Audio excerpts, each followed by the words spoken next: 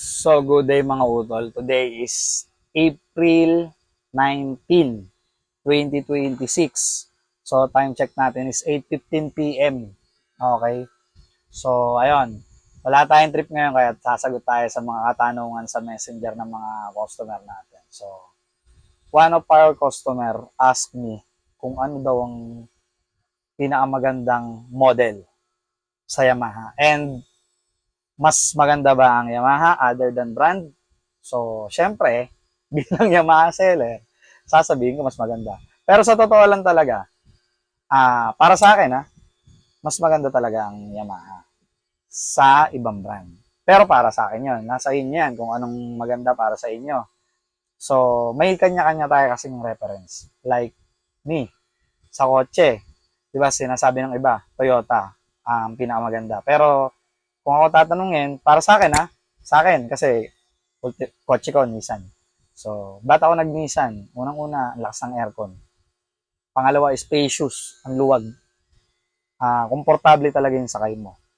And then, kung nakasakay na kayo ng Nissan Urban at saka Toyota Ace, makikita niyo yung pagkakaiba sa comfortability, sa lamig ng aircon.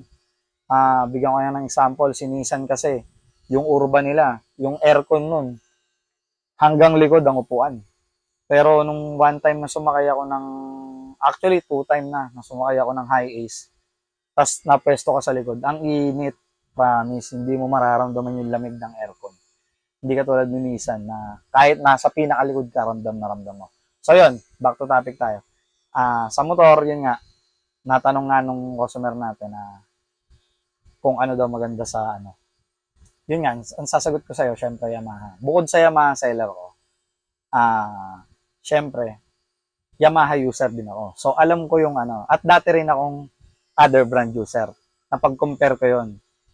Sa mga nakakilala sa akin, alam nyo kung ano motor ko. Pero hindi na ako nagganong brand. Kasi nga, simula nag-Yamaha ako, nalaman ko yung technology ni Yamaha eh. Si Yamaha ang pinaka-advanced na technology pagdating sa motorcycle. Tignan niya, sino ang unang nag-promote ng matte finish color ng motor. Pagdating sa motor kasi sa sasakyan may matte talaga. So sa motor, si Yamaha. Sino ang pinakaunang 125cc na nagkaroon ng liquid cool engine? So, Yamaha Mio MXI 125, saka yung MX 125 na carb. Yun ang pinakaunang nagkaroon ng liquid cool na engine na 125. Pero hindi nga tinuloy ni Yamaha yun kasi nga parang useless dahil dagdag ano lang siya, dagdag maintenance lang. Ang pinaka-maintain kasi ng liquid cool is ma-maintain yung speed. Hindi naman talaga siya sa overheat eh. Kasi ang 125cc, hindi po siya basta-basta nag-overheat. Kahit air-cooled lang siya. Makikita nyo naman yung mga MIUI 125, kahit dali ng kung saan-saang lugar yan. Actually, yung sa amin, kapag straight kami ng hanggang Sambales before, MIUI 125 yung mga kasama ko, walang nag-overheat. So, doon pa lang, sa 125cc, hindi na talaga kailangan yan. And then, ang pinakauna ding naglabas ng mga magenta colors ng motor, si Yamaha pa rin. So, yun. At ngayon, yung YEC BT. Wala pang YEC BT sa ibang brand. Si Yamaha pa rin ang nauna. Sa mga small engine, ang usapan natin. Si Yamaha pa rin ang nauna. So, ayun. So, laging advance si Yamaha pagdating sa technology. And then, yun yung isa sa mga advantage niya. And second advantage ni Yamaha, kahit saan ka pumuntang region 1, 2, hanggang laging meron 3S shop si Yamaha kahit saan ka magpunta. So, pag may 3S shop, ibig sabihin pwede ka magpa-service doon, pwede ka bumili ng pyesa doon. And third, yung pyesa, lalo na maintenance parts, hindi ka mauubusan dahil si Yamaha is always available ang maintenance parts niya. Pagdating naman sa regular parts, within 3 weeks tayo, pero 1, 2, 3 days minsan nandyan na. Basta available po sa planta. So, ayun.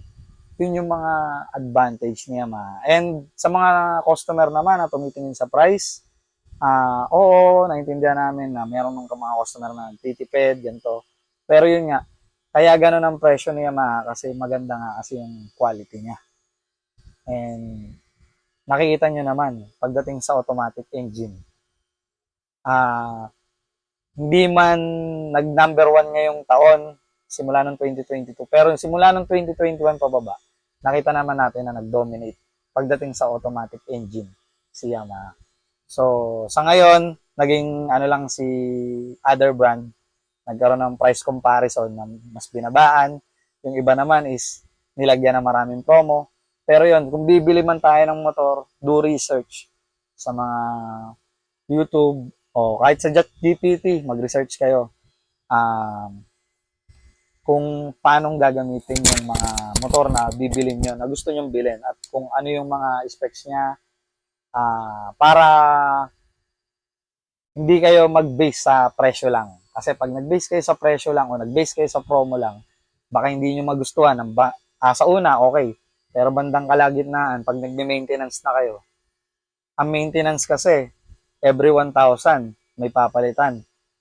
Change oil, 6,000. May mga ano na yan, cleaning, CVT cleaning, may papalitan ng bola.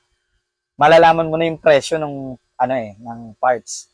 So, yun, medyo actually, may mga customer kami na dating Yamaha na, nagpalit ng other brand, then nag-switch ulit sa Yamaha. Kasi nga, na-compare nila yung price comparison ng parts.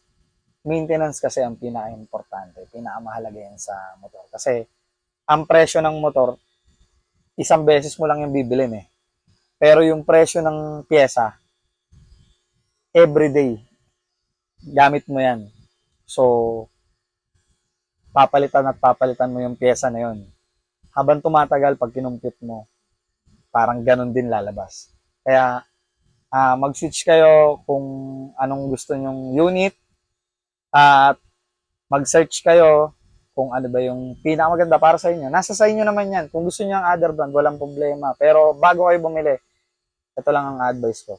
Huwag kayo mag-base sa price. Huwag kayo mag-base sa dito. Huwag kayo mag-base sa promo. Mag-base kayo sa quality. Kung anong ano nyo, kung anong brand ang gusto nyo, walang problema yan dyan. So, yun lang muna sa ngayon mga utol. Kung sa tingin nyo, mas maganda tong brand to, sige, go switch to their brand. Then, mapagko-compare nyo yan, may ano ka, may unit kang ganito, may unit kang ganito, may unit na ganito yung kapitbahay nyo, makikita mo yung difference. Sa paint pa lang eh. Sa paint pa lang. Dati ako naka-other brand eh. Yung Tapalodo nung laging nagpe-fade. Pero sa Yamaha, yung motor ko kahit ilang taon na hindi siya nagpe-fade talaga. Wag lang magagasgasan. Okay. So, ayun lang muna sa ngayon mga utol. Pag may tanong, kahit linggo, sasagutin natin yan. So, that's all.